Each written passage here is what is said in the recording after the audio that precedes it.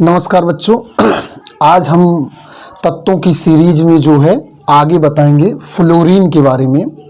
Fluorine जो आवर्त सारणी का 9वां तत्व है, जिसका परमाणु क्रमांक जो है वो 9 है। परमाणु क्रमांक 9 है, 9 है।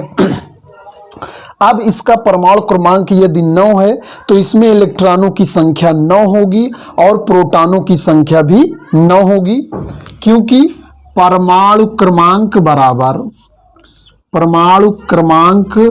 बराबर इलेक्ट्रॉनों की संख्या बराबर प्रोटॉनों की संख्या। तो 9 परमाणु क्रमांक हो गए, 9 इलेक्ट्रॉन हो गए, 9 प्रोटॉन हो गए।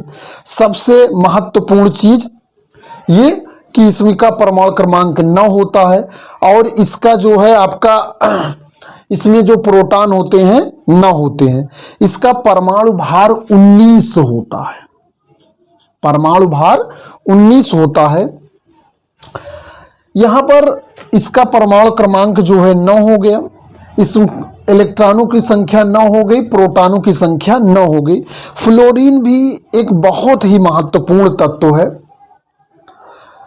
अक्सर फ्लोराइड इसमें 9 इलेक्ट्रॉन होते हैं, तो इसका इलेक्ट्रॉनिक विन्यास देख लेते हैं पहले। तो यहाँ पर जो इसका इलेक्ट्रॉनिक विन्यास होगा आपका बोरबरी के अनुसार जो है वो 2 और 7 होगा। 2 और 7 होगा। कोष में जो है वो 2 इलेक्ट्रॉन होते हैं। उसके बाद दूसरी कोष में मैक्सिमम 8 इलेक्ट्रॉन हो सकते हैं। तो 8 मैक्सिमम 8 हो सकते हैं, तो इसमें 7 इलेक्ट्रॉन है। अब हम इसकी इलेक्ट्रॉनिक संरचना, electronic configuration of the fluorine बनाते हैं। और इससे पहले हमें इसका जो है हाफ-बाउ के नियम के अनुसार जो है हम पहले देख लेते हैं। हाफ-बाउ के अनुसार जो है इसका इलेक्ट्रॉनिक विन्यास जो क्या होगा, इसका इलेक्ट्रॉनिक विन्यास 1s2 2s2 2p5। देखिए 1s2 2s2 2p5।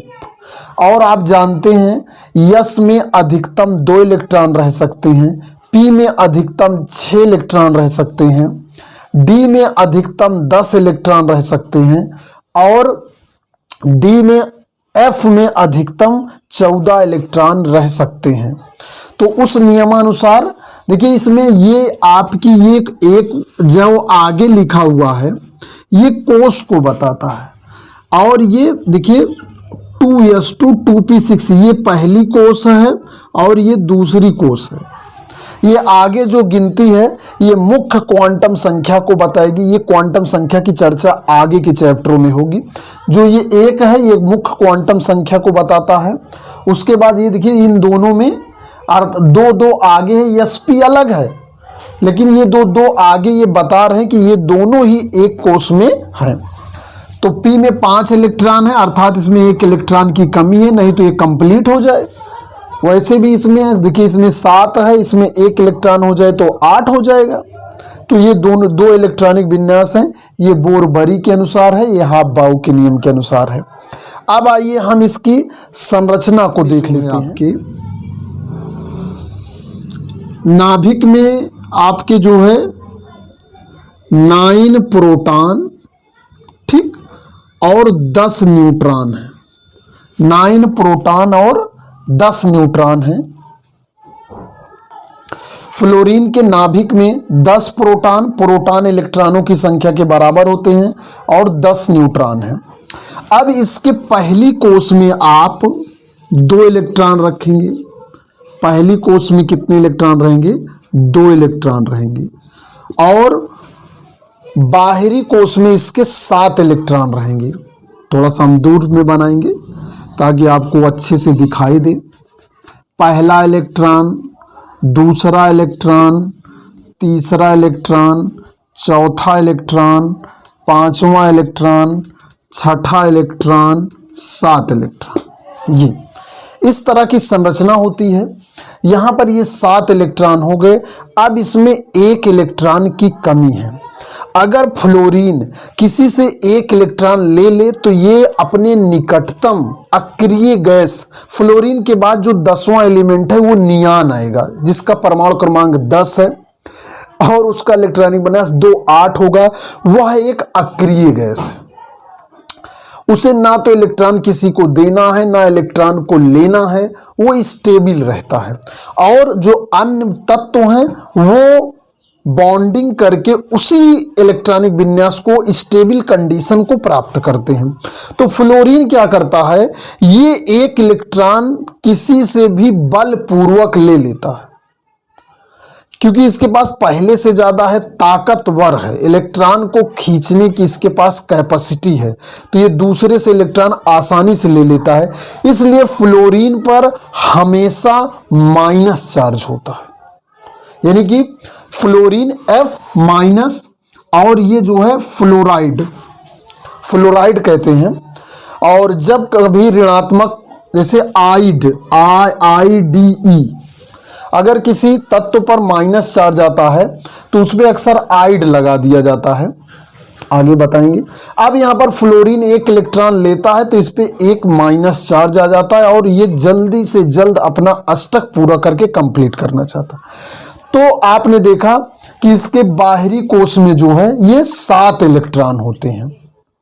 अब फ्लोरीन जो है मुख्य रूप से, देखिए हम दैनिक जीवन में जैसे हम सुबह जो ब्रश करते हैं, उसमें फ्लोराइड होता है।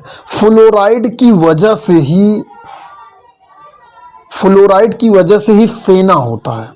अब समझ लीजिए, जो फेना होता है, जब हम ब्रश पेस्ट लेते हैं मंजन का और ऐसे ऐसे करते हैं तो फेना हो जाता है, वो मुख्य रूप से फ्लोराइड केमिकल की वजह से झाग बनता है।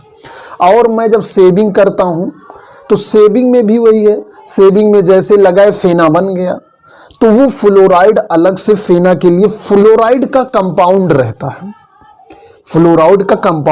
है। और फ्लोराइड इतना ज़्यादा रिएक्टिव है, इतना ज़्यादा सेंसिटिव है कि ये जो है इस, और आपको बता दें क्लोरोफ्लोरो कंपाउंड जो है CFC, आप जो फ्रिज यूज करते हैं, आप AC यूज करते हैं, इसमें एक केमिकल CFC डाला जाता है जिससे जो है आपका फ्रिज जो है ठंडा करता है।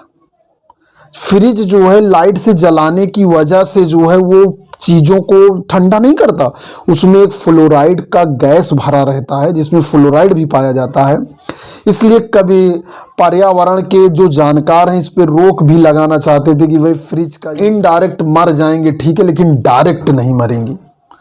हम प्रदूषण की वजह से, बीमारी की वजह से तड़प तड़प के मर जाएंगे, वो ठीक है, लेकिन हम अपनी सुविधाओं में कटौती नहीं कर सकते तो नहीं कर सकते, ठीक है। तो चाहे सारे पेड़ काट दिया जाए, प्रदूषण हमारे पास आ जाए, लेकिन हम अपनी सुविधाओं में तब तक कटौती नहीं करेंगे जब तक मर नहीं जाएंगे, ठीक।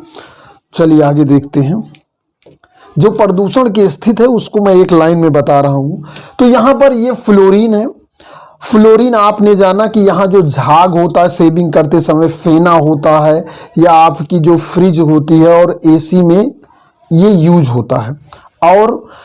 और अब मार्केट में जो है, अगर आप जब ब्रश वो पेस्ट खरीदेंगे ना, तो कुछ पेस्ट आएंगे वो कहेंगे हम फ्लोराइड फ्री हैं, फ्लोराइड फ्री हैं। देखिए फ्लोराइड आपके शरीर में जाता है तो वो कैल्शियम से बहुत तेजी से रिएक्शन करता है और आपकी हड्डियों को खत्म कर देता है। और पानी की शुद्धता की बात आती है, यदि पानी की शुद्धता की बात देखी जाए तो उसमें यदि क्लोराइड है तो उतना नुकसानदायक नहीं है, लेकिन अगर फ्लोराइड है, पानी में यदि क्लोराइड है तो उससे इंजेक्शन नहीं बन सकता, क्योंकि वो रिएक्शन कर लेता है तो इंजेक्शन नहीं बन पाता है।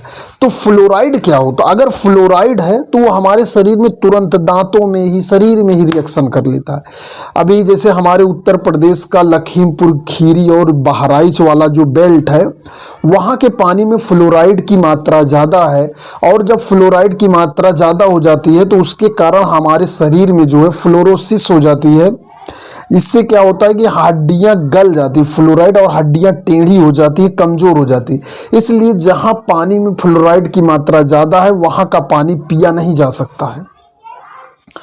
तो ये थे फ्लोराइड के कितना यूज है हमारे जीवन में। हम मंजन, सेविंग, फ्रिज, कूलर, इन सब में जो है फ्लोराइड के कंपाउंड यूज किए जाते हैं और बहुत धड़ल्ले से। और ओजोन लेयर, जो ओजोन लेयर है, ऑक्सीजन में हमने ओजोन लेयर बताया था, तो ओजोन लेयर में डिप्लेशन होता है, उसमें छेद हो जाता है। उस छेद को करने में फ्लोराइड ही जिम्मेदार है। पराबैंगनी किरणों को धरती पर लाने में ही फ्लोराइड ही जिम्मेदार है। तो आप लोग क्या करेंगे, इसको पहले याद करिए। बड़ी कहानी है, बड़ी मज़ेदार कहानियां हैं। इन सब को, जितने मैं टॉपिक्स बता रहा हूं, इनको रिएक्शन के माध्यम से डिटेल में अध्ययन किया जाएगा। लेकिन आप ये याद करिए, ये F है, इसका परमाणु क्रमांक 9 है, इसका परमाणु भार 19 है। कितना है? परमाणु भार इसका 19 है और परमाणु क्रमांक इसका 9 है। ये चीज आप याद करिए। और फ्लोरीन जो है, इसका सिंबल F है। इतना याद करिए, उसके बाद जो है आपको नई नई चीजें बताई जाएंगी, सिखाई जाएंगी। और फ्लोरीन, ये F2 यानी कि फ्लोरीन, ये जैसे फ्लोरीन है तो फ्लोरीन गैस भी होती है, F2 फ्लोरीन गैस होती है। देखिए, केमिकल जितने भी हैं, अगर आप सामान्य और एवरेज मात्रा में लेंगे तो फायदा है, ज़्यादा मात्रा में लेंगे तो वो नुकसान ही करता है। भाई ज़्यादा आप खाना खा लीजिए तब भी दिक्कत है, ना खाइए तब भी दिक्कत है। अर्थात एक लिमिट में हमको चीज़ों को करना है। तो इस वीडियो में इतना ही। मैं गुलाब चंद मौर्य, साइंस टीचर। धन्यवाद।